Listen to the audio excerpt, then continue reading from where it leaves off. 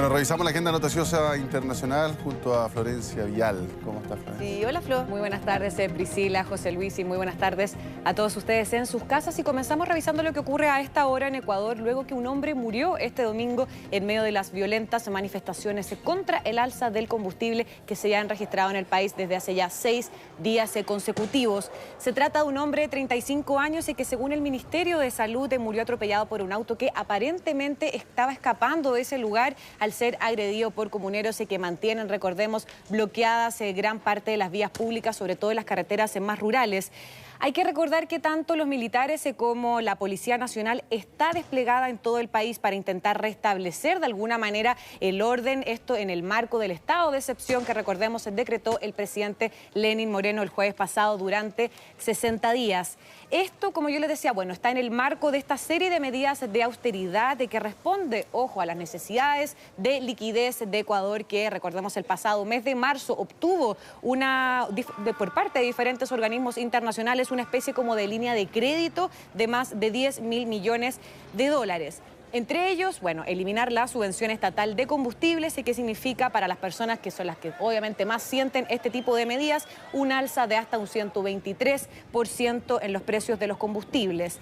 Por otro lado, otro tema también que hay que mantener en consideración en Ecuador este día lunes es que la Confederación de Nacionalidades Indígenas de ese país de alguna manera como que desafió a la autoridad del gobierno local y declaró también un estado de excepción en todos los territorios indígenas, lo que significa que, por ejemplo, los militares y policías que se acerquen a los territorios de los indígenas serán retenidos y sometidos justamente a la justicia indígena que es reconocida por la Constitución.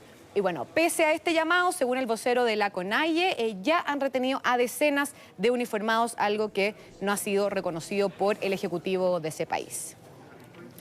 Bien, y ahora nos vamos a Estados Unidos, luego que un segundo informante estaría dispuesto a testificar ante el Congreso de Estados Unidos para aportar, según él, información sobre las presuntas presiones del presidente de Estados Unidos, Donald Trump, contra el gobierno de Ucrania.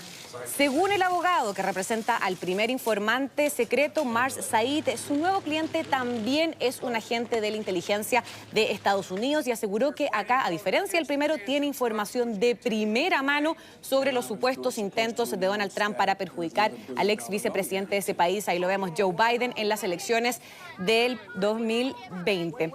Según el abogado, el segundo informante ya habló con el inspector general de inteligencia, Michael Atkinson, quien llevó al Congreso la denuncia originalmente. El tema es que este nuevo testimonio pone en jaque una de las principales críticas del propio entorno del presidente Trump, de quienes denunciaban que la información del primer informante no era de primera mano y que por eso no era de confiar, porque justamente no era una información que él había visto, escuchado personalmente, sino que le habían relatado otros oficiales de inteligencia que habían ocurrido. Por eso decían que no era justamente de primera mano. Sin embargo, al ser el segundo, este segundo informante, dicen como de que es de primera mano, lo que tenga que decir podría obviamente reforzar la investigación de los demócratas para abrir un juicio contra el mandatario. Por su parte, obviamente el presidente Trump respondió también a través de su cuenta de Twitter y dijo que se trata de un agente proveniente de lo que Trump llama Estado Profundo o el Deep State, que es un término que la verdad utilizan en Estados Unidos para designar a un supuesto grupo que intenta de alguna manera afectar la gestión del presidente de Estados Unidos en base, según él, obviamente, a teorías conspirativas. Y de hecho también dijo en Twitter, vayan con Schiff, que Schiff es uno de los miembros del opositor Partido Demócrata y presidente también de la Cámara de Inteligencia de la Cámara de Representantes, que es justamente quien está liderando también esta intención de juicio político contra el presidente Donald Trump. Y bueno, ¿qué viene ahora? En el caso de que se lleve ya finalmente el impeachment, recordemos que este juicio político tiene dos pasos fundamentales. En primer lugar, lo hemos conversado en otras ocasiones en Mega Noticias Actualiza, debe pasar por una votación en la Cámara de Representantes donde la mayoría, recordemos, es demócrata y donde, según varios medios, ya cuentan con el apoyo de los 218 legisladores necesarios para poder iniciar este proceso de impeachment. ¿Y por qué digo 218? Porque justamente es la mayoría simple de la Cámara de Representantes representantes. Y luego deberían, bueno, pasar a la votación ya del Senado, y aquí es donde Trump podría tener un poco más de beneficio, de más ventaja quizás, porque recordemos que es de mayoría republicana y sería necesario que por lo menos 20 senadores republicanos le dieran la espalda al presidente Donald Trump. Esto porque son 100 senadores y necesitan por lo menos 67 votos, es decir, 2/3 de los votos del Senado. Sí, es muy improbable que pase el trámite en el Senado, porque de todas maneras me imagino que sacan cuentas y en cuanto a mirar lo que viene con la campaña presidencial, no es conveniente que se saque a un presidente republicano, es darle la presidencia en bandeja a los demócratas.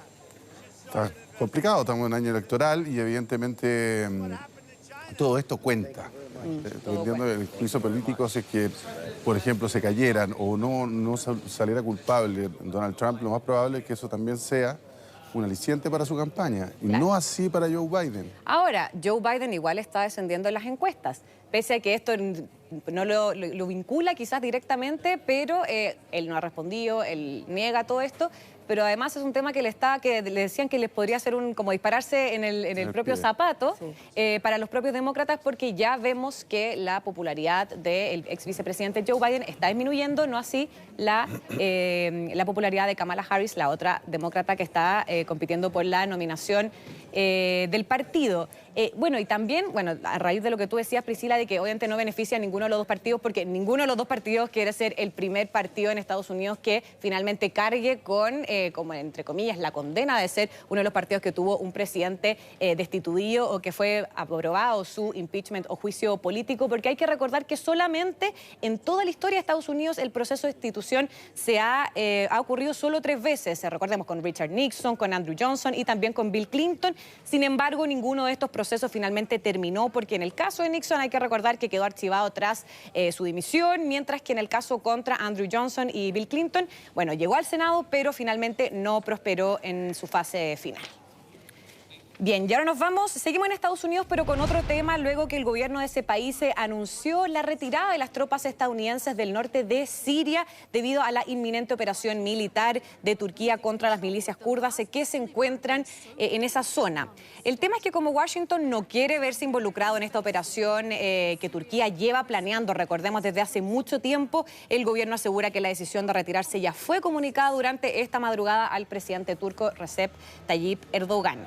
El tema es que las fuerzas democráticas sirias, que recordemos es una alianza de combatientes kurdos y árabes, advirtieron que una operación turca provocaría, según ellos, el resurgimiento del grupo terrorista Estado Islámico y terminaría con años de exitosos combates contra los yihadistas.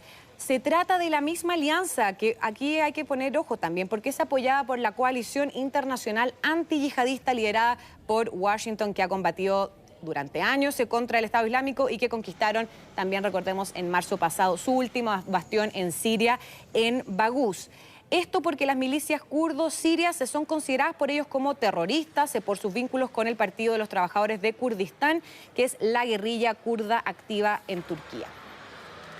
Bien, y ahora seguimos en el Vaticano, luego que este domingo comenzó el sínodo por la Amazonía, que ahí lo vemos, bueno, reúne a más de 180 líderes católicos para discutir justamente varios temas regionales.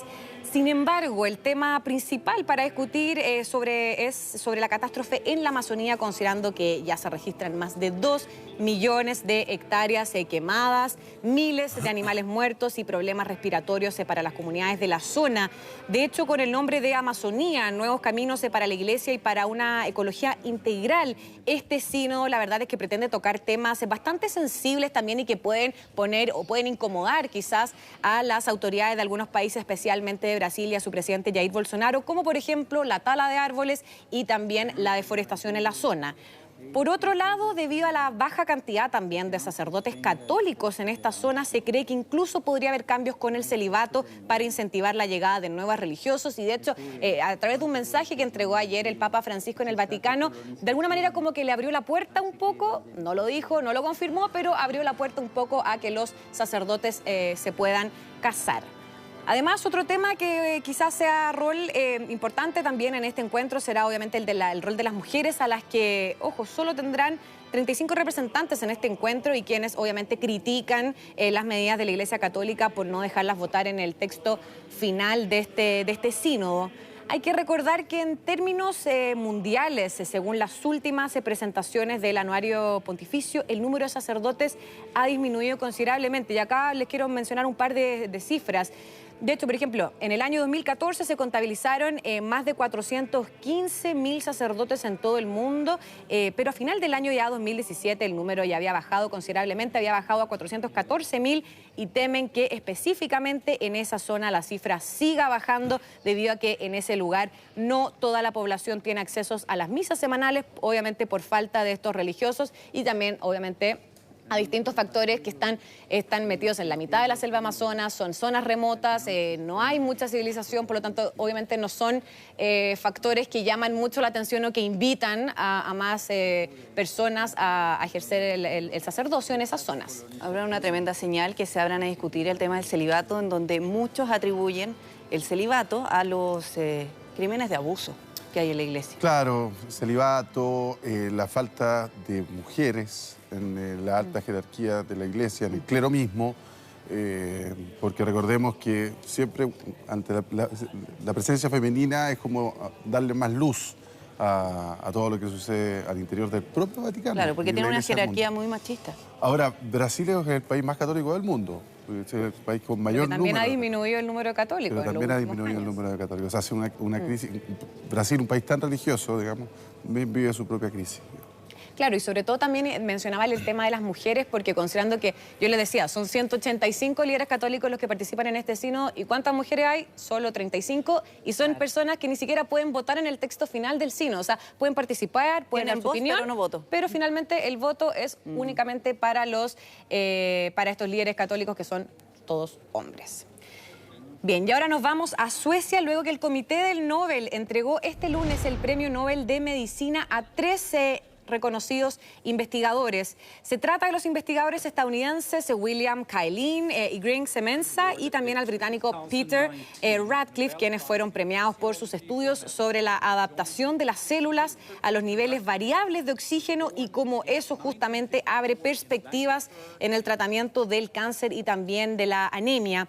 Según la Asamblea, la importancia fundamental de todo este estudio es que del oxígeno, bueno, la importancia del oxígeno se conoce desde hace siglos, obviamente, pero el proceso de adaptación de las células a las variaciones del nivel de oxígeno ha sido un misterio durante todo este tiempo. Bueno, ahí en las imágenes ustedes pueden ver a estos 3 investigadores. Y ahora, los premiados van a recibir el próximo 10 de diciembre una medalla de oro, un diploma y obviamente también un cheque de más de 650 millones de pesos chilenos que se van a repartir obviamente entre los 3 ganadores de este Premio Nobel de Medicina.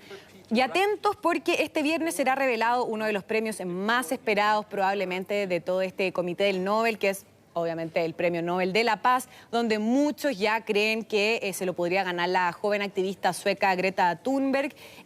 Obviamente, encima sería este viernes y ella tan viaje con toda esta misión que ya la vimos en la Cumbre Climática de Nueva York.